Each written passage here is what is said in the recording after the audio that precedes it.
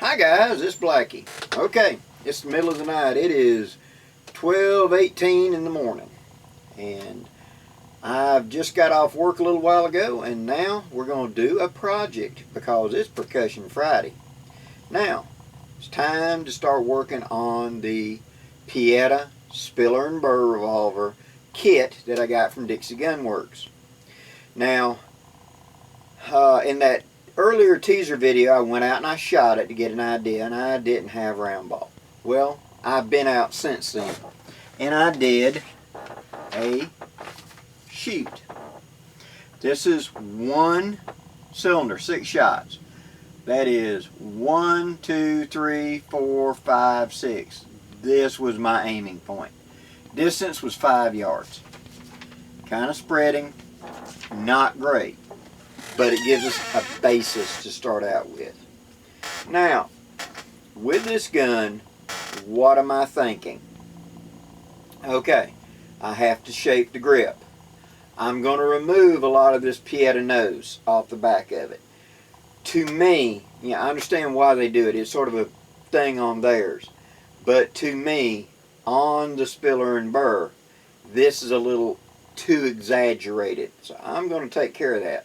And that's the reason I picked the kit. It's already in the rough. I really don't want this to be a shiny revolver because this is going to be a hunting gun. So I'm going to antique it like I did the trigger guard on the 1860 Army. But I'm going to take this frame, get rid of the flash marks on it, and I'm going to rough sand it. It's just going to be like satin finished. And then I'm going to antique it so it's dark. It doesn't reflect. Okay? The grip, I'm going to change that little Pieta nose, kind of take it down a little bit. The barrel, I'm going to unscrew the barrel.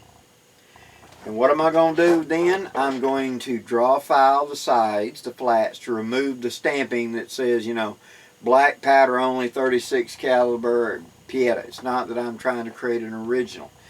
But to me, to my eyes, those stampings are, it's kind of like a photo bomb. It kind of ruins the lines of the gun. If you have to put the mark on it, I understand. I prefer you to put it on the very top of the barrel and up underneath like you Birdie does, but they put it on the sides. And no matter which way you look at the gun, it's bah, So I'm going to get rid of that. I'm going to rework the action, of course, but I'm going to take that barrel out, I'm going to draw file it, and I'm also going to increase the forcing cone in it. Polish it, deepen it, change the angle to make the transition from where the ball leaves the cylinder going into the barrel be more of a gentle transition, and see if I can improve things that way. Okay? Also, here is a picture of an original Whitney revolver.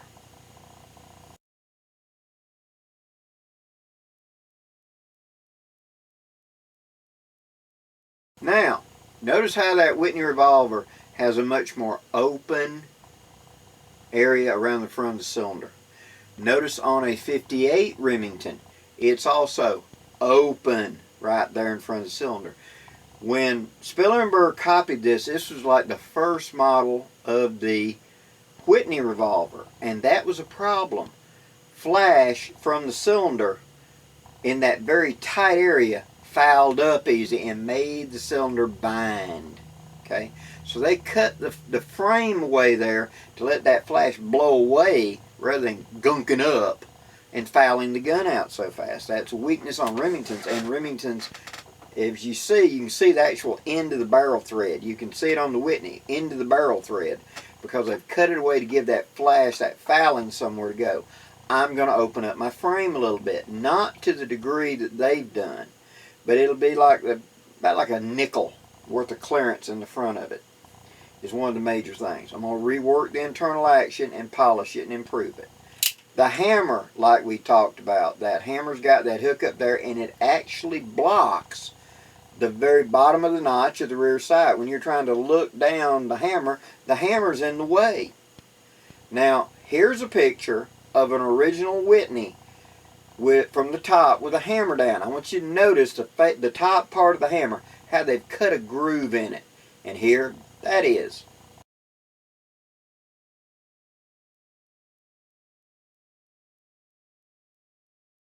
Okay, I'm going to carve that off and make it where that rear sight can be deeper and therefore bring down the point of aim and get this thing shooting to the point of aim. So, we've got our work cut out for us. Now tonight, I'm going to take it apart and we're going to walk through that, a detailed breakdown of a Spiller and Burr type revolver / Whitney. So, with much ado, let me get the camera set down here onto a target and we'll start. Okay, here's my Spiller and Burr revolver. Now I'm going to take my screwdriver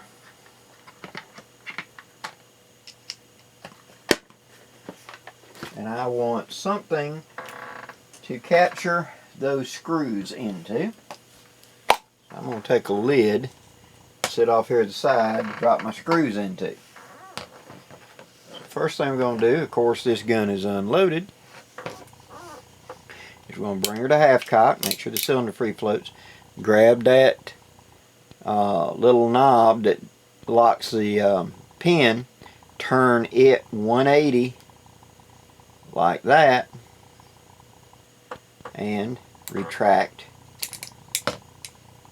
the base pin out to that side. Now we can drop out the cylinder. Set that to the side. Now we take out the grip screw.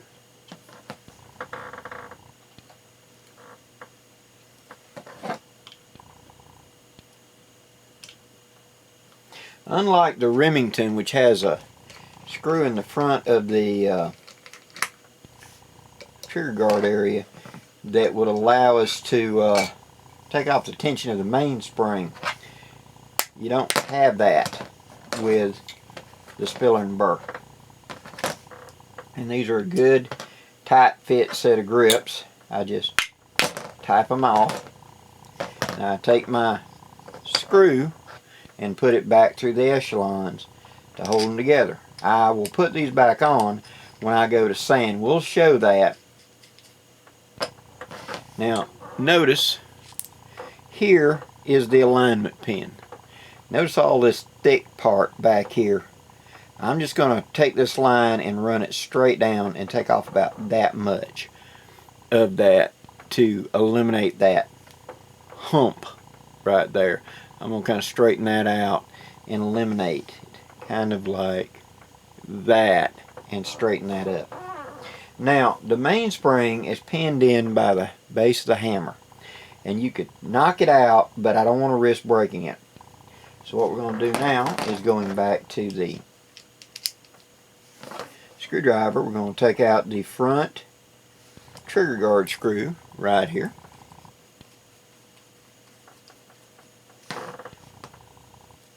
And we're going to remove the trigger guard. Now I'm going to put that little screw back. It held it in place.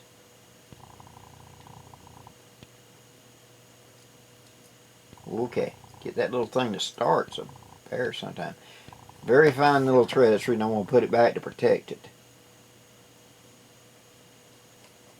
Run her on down like that. Now one big screw holds the trigger guard, the trigger and bolt, just like on the Remington. This has never been out, so it's gonna be a little snug. Okay, I need a bigger screwdriver. That one's a little too fine a tip for that.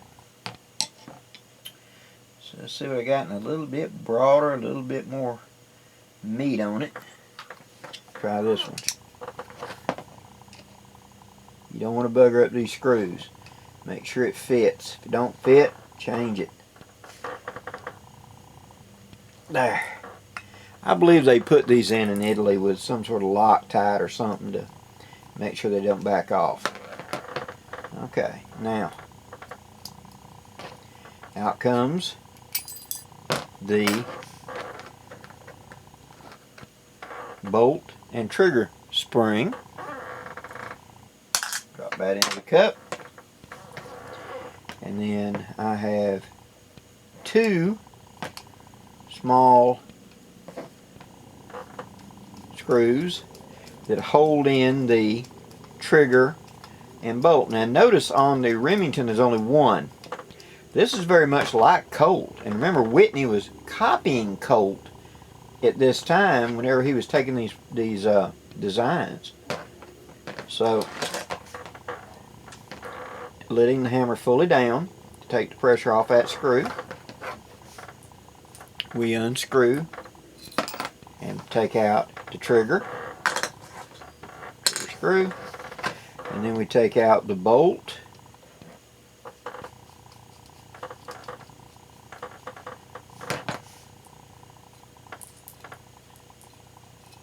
and out comes the bolt. Now here comes the difficult part. The hammer has a hand on it, so the hammer has to come down through here to the bottom to take the hand free so that the hammer can go out the top of the frame, but the spring is in the way. So what I like to do is break the spring loose. Okay, now you're going to take something, I like to take like the handle of a wooden spoon, and I want to go up in between the frame and the spring just a little, and put just a little bit of pressure, just wedge it there, so that let me make sure you can see what I'm doing here. This is upside down, backwards, and all of the above. Let me slide that spoon in a little bit further where you can get more torque there. I just want to make the spring compress, just a grunt. Hold it there, and now I can take that main screw out, hammer screw out. Now when I let the pressure off the spring, the base of the spring is now greatly reduced, and I can usually just wiggle them out at that point. Take and push it out. This allows the hammer to ride up much higher in the frame, and now it's just pushed up against the top of the frame, see? So now I want to take, and right here in the slot where it goes, I'm going to push and push the spring out to the far side. I'll take it off camera a second because I've got to lay it on top of my knees so I can tap it and not have that spring take off for parts unknown.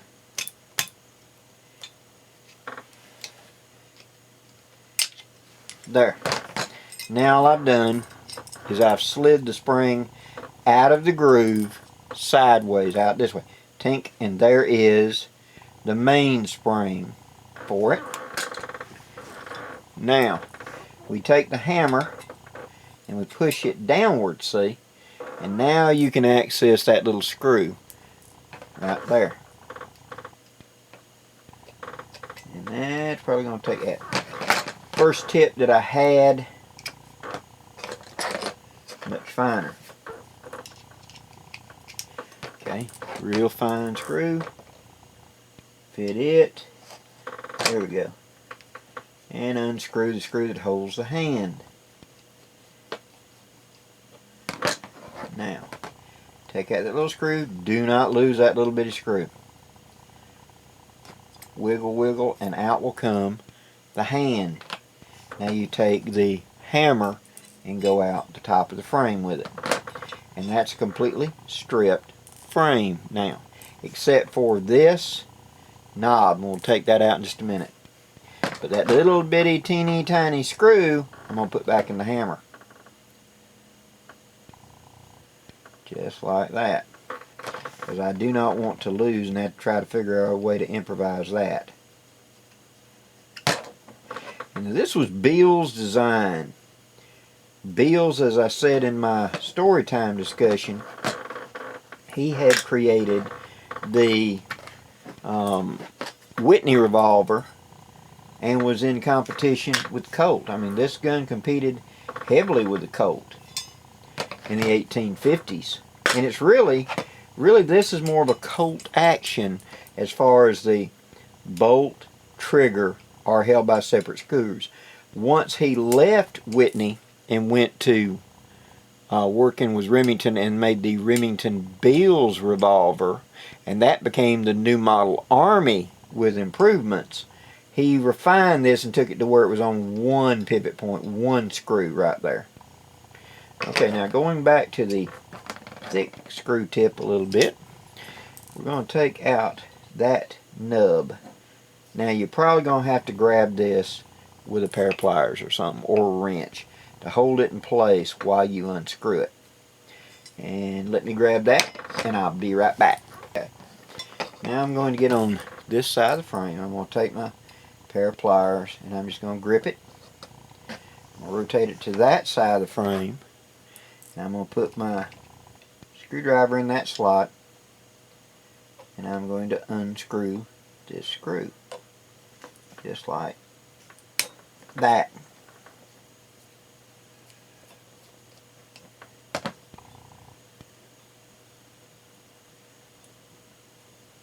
Fairly long screw, but very skinny.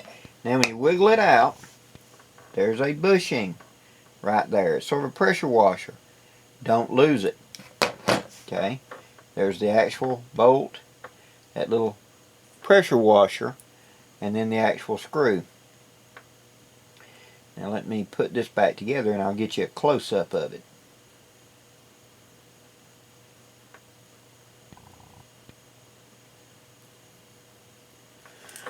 Okay. See, there is a divot in the actual screw face. That is the half moon.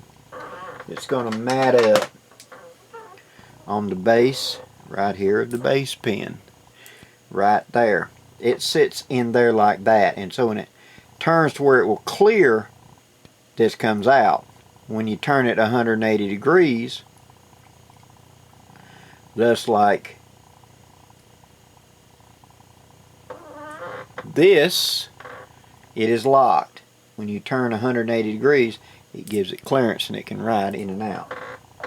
Okay, so that is the base pin latch, and that is a field stripped receiver, and all we got to do now is take the barrel out. Now to do that, I'm going to lock it up in a vise. I'm going to grip this part of the frame in a padded vise, and then I'm going to grab the barrel with a wrench that I have that's going to lock onto it and allow me to unscrew the barrel without marring up or messing it up. So that will be, I will do that on camera a little later. But that is the basic field strip of the Spiller & Burr. So, we now have a field strip Spiller & Burr. I can now do other operations to this. Excuse me. I can go through and deburr. I can go look in the inside of the frame, go ahead and take my files, clean it up, all the above. I will take and lock this into a vise and I will unscrew the barrel so that I can get to the forcing cone in the back and open it up and polish that. I will then, after I have sanded and got the frame like I want, being careful, do not sand on the front face where the barrel screws in. That's a critical step. If I went ahead and sanded that, my barrel may be loose. It's a friction fit, see. So I'd already mentioned that when you look at this, you can tell the barrel is not completely square up. It's like at 11 o'clock. That's fine. I will fix that problem when I go to do it. I'm going to take the barrel out, I'm going to lock it in the vise, I'm going to take a hacksaw and I'm going to deepen that top notch down about, at least a full good stroke on it. I wanted a nice clean channel that I can see down. And now I'm going to sand the frame and get it like I want. Then we're going to go back and start reassembling. As we assemble, we will polish. So I will polish the hammer sides. I will lock the hammer into a vise and take the top off of that hook. I've already got in there and visualized and saw how much I can remove. I'm not going to butcher the hammer, but I'm going to remove that hook and I'm going to lower it where I can see over the hammer at full cock to get my sight plane down. I'm going to polish the locking of the hand the bolt, where they engage into the hammer, use some 1000, 2000 grit sandpaper and get that nice and smooth so I have a very clean let off. I'm not looking for a hair trigger, I'm looking for a clean, smooth trigger. Okay? A super light trigger is useful in extreme long range target work. It is not a good trigger to have for a hunting gun or a general field gun. That super light trigger is holding it dead still and then tapping it to make it go. A gun that I had when I competed at 500,000 yards in competitions, it was in ounces. But I didn't hunt with that gun. That was a target gun. I want somewhere around 2.5 pounds for a trigger pull. Something I can rest my finger on and make my final alignment and then pull nice and clean. That's what we're going for. We're making a field revolver. Okay? So, hope you enjoyed this, guys. Please leave any questions below. And until next time, I'm Blackie wishing you safe journeys. Have a great day, guys.